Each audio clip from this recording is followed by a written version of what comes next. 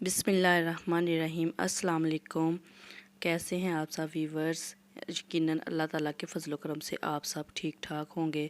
तो आज हम बनाएंगे चने की दाल, झटपट तैयार हो जाने वाली मज़ेदार चने की दाल। इसके लिए मैंने लिया है 1 कप दाल का। इसको मैंने भिगोया है कोई 3 से 4 घंटे के लिए।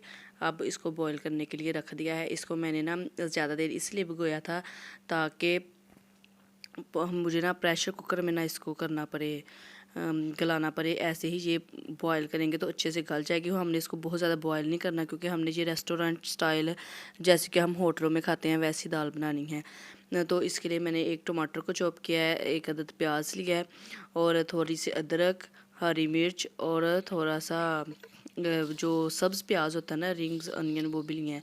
अब मैंने एक कढ़ाई में तेल डाला, उसमें मैंने प्याज को फ्राई कर रही हूँ। प्याज को ज़्यादा फ्राई, बस सोते हो जाएगा तो फिर हम इसमें अदरक लहसुन का पेस्ट डाल देंगे।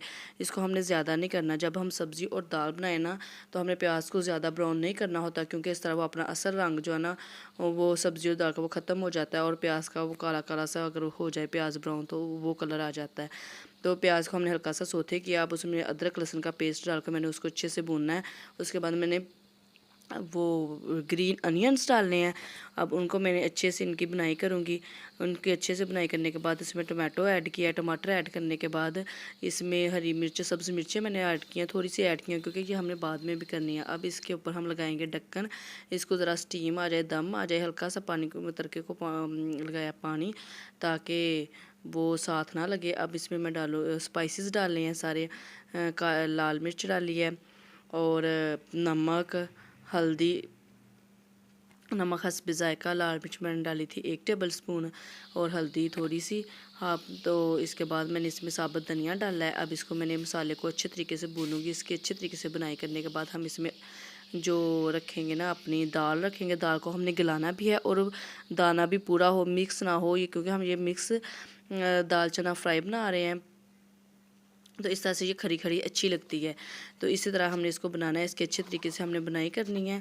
और बुनाई करने के बाद इसमें मैंने थोड़ा सा पानी डाला है, 1/2 कप तकरीबन, थोड़ा सा और डाल दिया। इसको मैंने ढक दिया ताकि ये थोड़ी सी देर तक इसको दम आ जाए। इसको ढकने के बाद अब हम इसमें बाकी की चीज़ें जो हमारी हैं, इसमें हम मक्खन डालेंगे, थोड़ा सा अदरक, हरी मिर्च और धनिया डालने के बाद इसको मैं दम पे रख दूँगी, ताकि ये जो इसमें हमने डाला है ना मक्खन, वो अच्छे से मेल्ट हो जाए और अपनी खुशबू इसके अंदर छोड़ दे।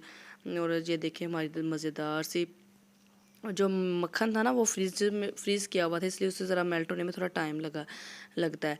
तो ये देखिए हमारी कितनी मज़ेदार लजीज दाल चना फ्राई तैयार है। इसी तरह से आप बनाएं, इसको तंदूर की रोटी के साथ और सलाद के साथ पेश करें, बहुत मज़ा आएगा आपको इंशाल्लाह। प्लीज़ मेरे चैनल को देखें, सब्सक्राइब करें। Thanks to watch my video.